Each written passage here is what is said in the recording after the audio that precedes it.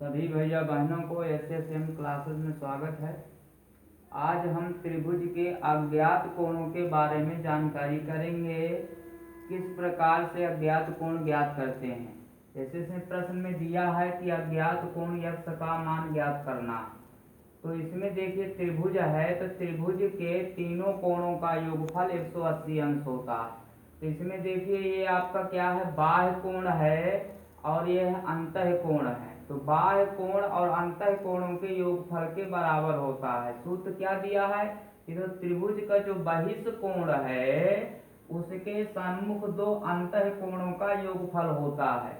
अर्थात मान लीजिए हमें बाहरी कोण ज्ञात करना है, तो त्रिभुज के दो अंतः कोणों को जोड़ देना है तो बहिष्ठ कोण के बराबर हो जाएगा। जैसे इसमें दिया है बहिष्ठ कोण हमें x का मान निकालना है। तो x, अब देखिए अंतः कोण क्या है, 60 और 50 दिया। तो ये क्या है, इसका सूत्र होता है कि त्रिभुज का बहिष्ठ कोण बराबर उसके सन्मुख दो अंतः कोणों का योगफल।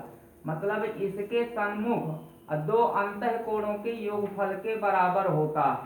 तो जैसे इसमें दिया है x का मान निकालना है हमें बहिष्ठ कोण, तो बहिष्ठ कोण x बराबर क्या लिखेंगे, अंतः दो कोणों का योगफल अर्थात 60 प्लस 50, इसको जोड़ देंगे तो 6 5 11 अर्थात 110 हो जाएगा।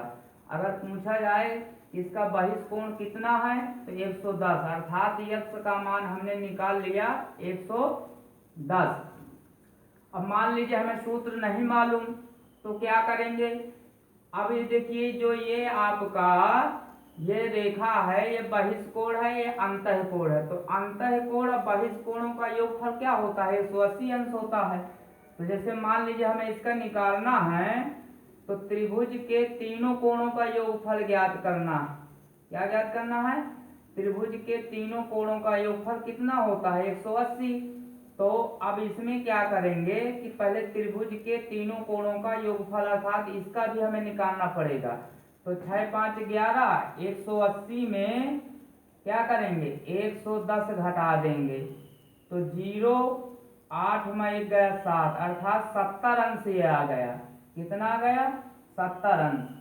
अब ये जो बहिष्ठ कोण निकालना है, ये मान लीजिए हमें बहिष्ठ कोण निकालना है तो बहिष्ठ कोण और अंतः कोणों का योगफल कितना होता है, 180 अंश होता है।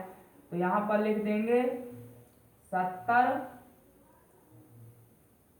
प्लस x बराबर 180। तो x बराबर 180, इसको पक्षांतर करेंगे तो ये 70 कहे में है, प्लस में। जब बराबर के इधर आएगा पक्षांतर करने में तो ये माइनस का 70 आ जाएगा। तो 180 में 70 घटाया अर्थात कितना आ गया, 110 आ गया। तो इस तरह से हम बहिष्ठ कोण निकाल सकते हैं। मान लीजिए हमें सूत्र नहीं मालूम तो पहले त्रिभुज के तीनों कोणों का ये ज्ञात कर लेंगे।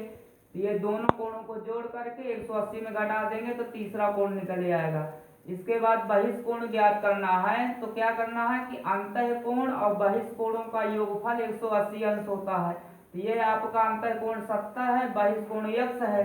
तो 70 प्लस x बराबर 180।